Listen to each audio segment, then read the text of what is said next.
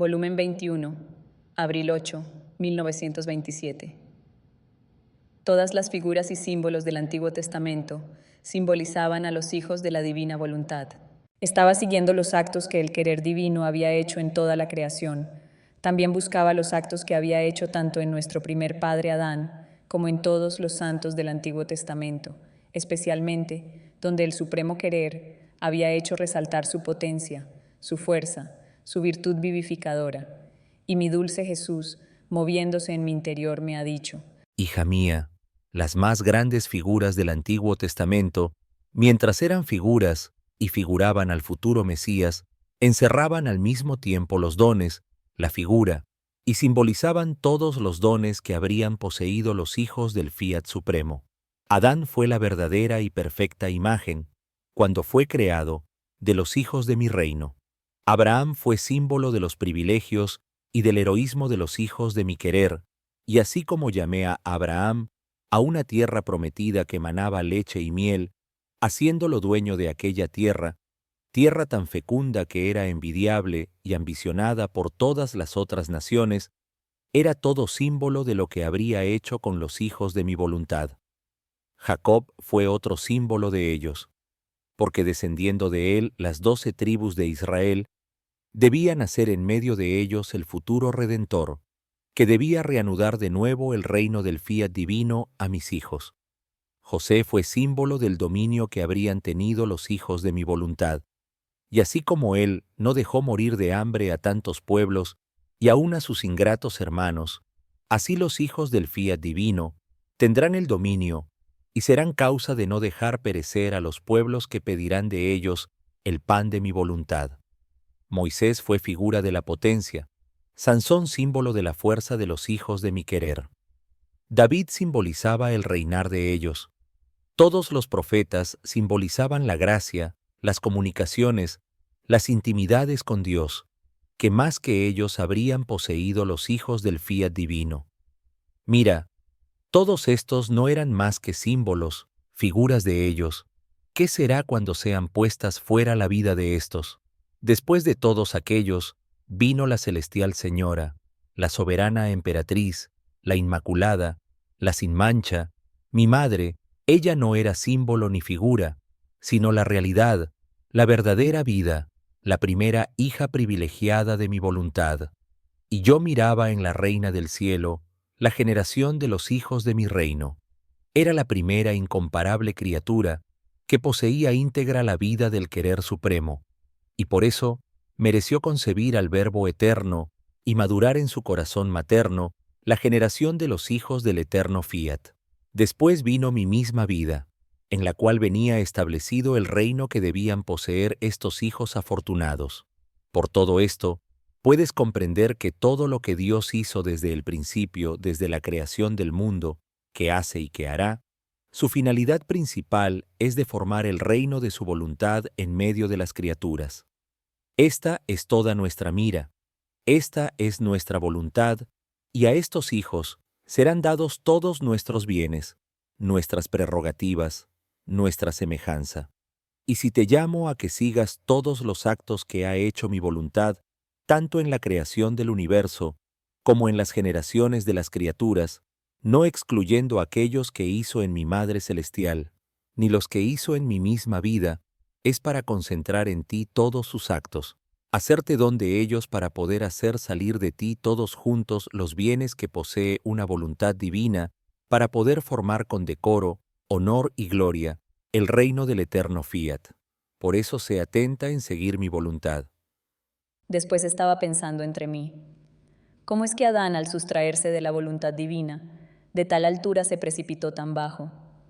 Y Jesús, moviéndose en mi interior, me ha dicho: Hija mía, así como en el orden natural, quien cae desde un punto altísimo, o muere o queda tan deshecho y deformado, que le resulta imposible readquirir su estado anterior de salud, de belleza, de altura, y quedará como un pobre lisiado, ciego, jorobado y cojo. Y si éste fuera padre, saldrían de él las generaciones de los lisiados, de los ciegos, de los jorobados y de los cojos. Así en el orden sobrenatural, Adán cayó de un punto altísimo, Él había sido puesto por su Creador en un punto tan alto que sobrepasaba la altura del cielo, de las estrellas, del sol. Convivir en mi voluntad moraba por encima de todo, en Dios mismo. ¿Ves entonces desde dónde se precipitó Adán? De la altura desde donde cayó, fue un milagro que no pereciera del todo, pero si no murió, el golpe que recibió en la caída fue tan fuerte que fue inevitable quedar lisiado, deshecho y deformado de su insólita belleza. Él quedó despojado de todos los bienes, debilitado en el obrar, entontecido en su intelecto. Una fiebre continua lo debilitaba, que debilitándole todas las virtudes no sentía más la fuerza para dominarse. El más bello carácter del hombre, el dominio de sí mismo, desapareció, y entraron las pasiones a tiranizarlo, a hacerlo inquieto y triste. Y como era padre y cabeza de las generaciones, puso fuera la familia de los lisiados. El no hacer mi voluntad, creen que sea cosa de nada, en cambio es la ruina total de la criatura, y por cuantos actos de más de voluntad propia hace, tantas veces de más acrecienta sus males, su ruina, y se excava el abismo más profundo donde precipitarse. Entonces pensaba entre mí, si Adán por una sola vez que se sustrajo de la divina voluntad, cayó tan bajo y cambió su fortuna en miseria, su felicidad en amargura, ¿qué será de nosotros que tantas y tantas veces nos sustraemos de esta adorable voluntad? Pero mientras esto pensaba, mi amado y único bien ha agregado: Hija mía, Adán cayó tan bajo porque se sustrajo de una voluntad expresa de su Creador, en la cual venía encerrada la prueba, para probarlo en su fidelidad hacia aquel que le había dado la vida y todos los bienes que poseía, mucho más que lo que Dios pedía de él, ante los tantos bienes que gratuitamente le había dado, era que se privara, de los tantos frutos que le había otorgado, solo de uno por amor a aquel que tanto le había dado. Y en este pequeño sacrificio que Dios quería de él, le había hecho saber que no quería otra cosa que estar seguro de su amor y de su fidelidad. Adán debería haberse sentido honrado de que su Creador quería estar seguro del amor de su criatura. Se acrecentó la culpa porque aquel que lo atrajo y persuadió a caer no era un ser superior a él, sino una vil serpiente, su capital enemigo. Su caída trajo más graves consecuencias porque era la cabeza de todas las generaciones. Por eso todos los miembros debían sentir como connaturalmente los efectos del mal de su cabeza. Mira entonces que cuando una voluntad mía es expresa, querida y mandada, el pecado es más grave y las consecuencias son irremediables. Y solo mi misma voluntad puede reparar tanto mal como sucedió a Adán. En cambio, cuando no es expresa, si bien la criatura está en deber de pedir para conocer mi voluntad en su obrar, si dentro de su acto entra un bien, es la pura gloria mía. Pero si no es expresa, no es tan grave el mal y es más fácil encontrar remedio.